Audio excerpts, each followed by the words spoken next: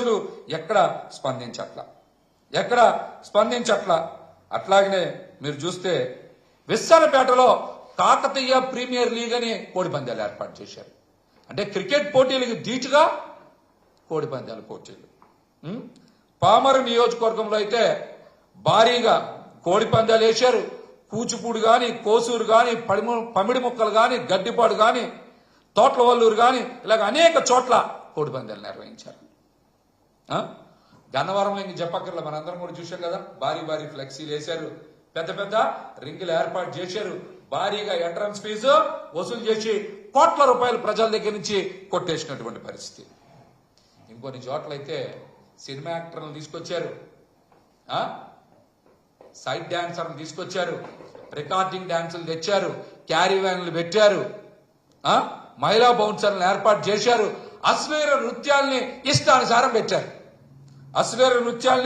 ఇష్టానుసారం ఏర్పాటు చేశారు, రికార్డింగ్ డాన్సులు. ఏ యూట్యూబ్ కొట్టినా సరే 100 వీడియోలు వచ్చేస్తున్నాయి ఆంధ్రప్రదేశ్లో. ఇప్పుడు 100,000 యూట్యూబ్ లో వీడియోలు వచ్చేస్తున్నాయి. కోడిపందాలు కొడితే ఏపీ వీడియోలు వచ్చేస్తున్నాయి. పేకాట, గుండాట, మద్యం అమ్మకాలంటే 100 వీడియోలు వచ్చేస్తున్నాయి. ఇంకా రికార్డింగ్ డాన్సులు మోత రాత్రి పగలు తేడా లేదు. అక్కడ రాత్రి పగలు తేడా లేదు. మరి మద్యం ఏర్లై పాలింది, వేల కోట్ల రూపాయల అమ్మకాలు జరిగినాయి. ఇవన్నీ బెల్ట్ షాపులు కాదా? చంద్రబాబు నాయుడు గారు ఇవన్నీ బెల్ట్ షాపులు కాదా? పవన్ కళ్యాణ్ గారు ఇవన్నీ బెల్ట్ షాపులు కాదా?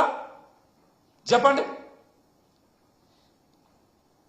చెరుగుపల్లి తూర్పుపాలెంలో 30 ఎకరాల్లో బరులు ఏర్పాటు చేశారు. మరి ఇవన్నీ కూడా రెవెన్యూ శాఖ మంత్రి అనగాని సత్యప్రసాద్ గారి ఆధ్వర్యంలో జరిగింది. ఆయన రెవెన్యూ శాఖ మంత్రి కదా, అందుకని బాగా రెవెన్యూ కని పెద్ద బరి ఏర్పాటు చేశారు. 30 ఎకరాలు 60 ఎకరాల్లో ఏర్పాటు చేశారు ఆయన రెవెన్యూ శాఖ మంత్రి. మరి ఆయనకి 2 తెలుగు రాష్ట్రాల్లో ఆయనకి చాలా వ్యవహారాలు ఉన్నాయి కాబట్టి చిన్న బరి సరిపోలా. అందుకనే ఆదాయం బాగా తీసుకురావాలని ఆయన చాలా పెద్ద బరి ఏర్పాటు చేశారు 30 ఎకరాల్లో. దీనికి ఎంపీ లావు శ్రీకృష్ణదేవరాయలు గారు, అలాగే రాజ్యసభ మాజీ శాసనసభ్యులు మోపిదేవి వెంకటరమణ గారు, ఇంకా సినిమా నిర్మాతలు, రాజకీయ నాయకులు చాలా మంది పాల్గొన్నారు. ఇందులో చాలా మంది పాల్గొన్నారు. ఎందుకంటే ఆయన బాగా మరి రెవెన్యూ శాఖ కదా, రెవెన్యూ రావాలి, అందుకని పెద్ద బరి ఏర్పాటు చేశారు.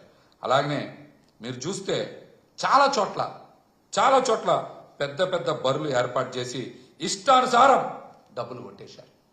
ఓ పక్కన రాష్ట్రంలో వర్షాలు లేక రైతులు తీవ్ర ఇబ్బందులు పడి అప్పులు పాలై ఆత్మహత్యలు చేసుకుంటా ఉంటే, గ్రామీణ ప్రాంతాల్లో సందర్కల లేకుండా, అంటే రైతుల ముఖాల్లో ఆనందం లేకుండా ఉంటే, ఇటువంటి తరుణంలో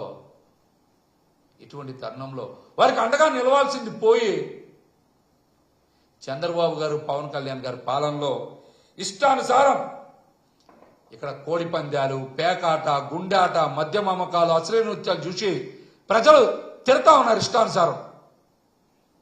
ఇదేం పాలన? ఇంత దుర్మార్గమైన పాలన ఏంటి అని ప్రజలు చంద్రబాబు గారి మీద, పవన్ కళ్యాణ్ గారి మీద మండిపడతా ఉన్నారు. ఆఖరికి అన్నమయ్య జిల్లాలో కూడా అక్కడ ప్రజలెవరు రోడ్ల మీద రాలా, పండగ కాలు లేదు, వాళ్ళ దగ్గర డబ్బులు లేవు.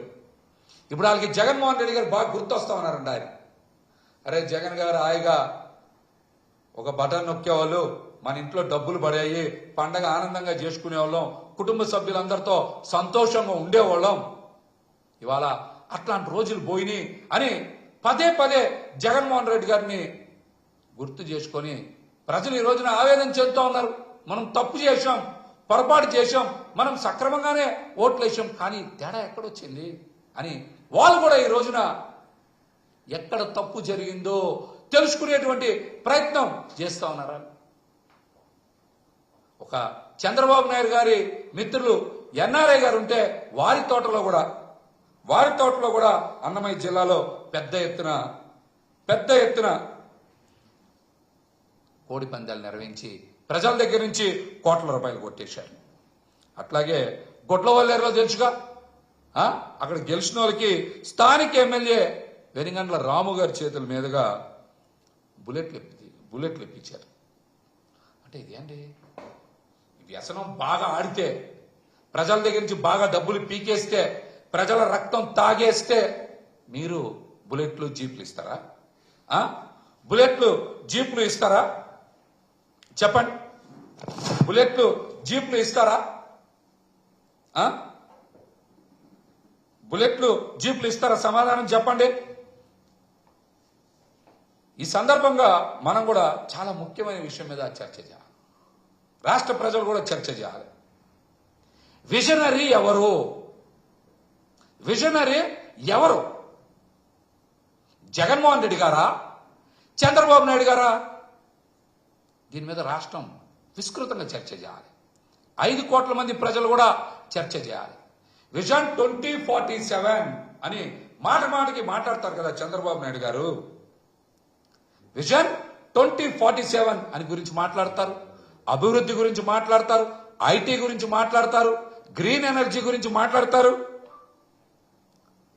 మరి మాట్లాడే మీరు సంస్కృతి సాంప్రదాయాల్ని మంటగలిపేలా రాష్ట్రంలో 175 నియోజకవర్గాల్లో కోడి పందాల బరులు, కోతాట, గుండాట, పేకాట, అశ్లీల నృత్యాలు, మద్యం అమ్మకాలు మీ విజన్ 2047. ఇదేనా చంద్రబాబు గారు?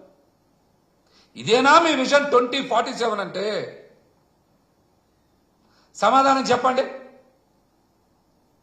రాష్ట్రాన్ని కోడి పందాలకి, పేకాటకి హబ్బుగా మారుస్తా ఉన్నారా? టూరిజం అంటే మీ దృష్టిలో కోడి పందాలు, పేకాట, అశ్లీల నృత్యాలేనా? ఇదేనా మీ విజన్? ఇదేనా మీ విజన్? సమాధానం చెప్పండి. ఇలాంటి విజన్తోనేనా మీరు పనిచేస్తూ ఉన్నారు? ఇలాంటి విజన్తోనేనా మీరు పనిచేస్తూ ఉన్నారు? చంద్రబాబు నాయుడు గారు, మీరు సమాధానం చెప్పుకోవాలి ఈరోజు రాష్ట్ర ప్రజలకి. ప్రజలు మీ దగ్గర నుంచి ఇదేనా ఆశిస్తుంది? ఎక్కడైనా సరే ఇంతవరకు రాష్ట్రంలో ఎన్ని కోడి పందాల బరుల మీద మీరు దాడులు చేశారు? ఎన్ని కోళ్లు పట్టుకున్నారు? ఎంత డబ్బు సీజ్ చేశారు?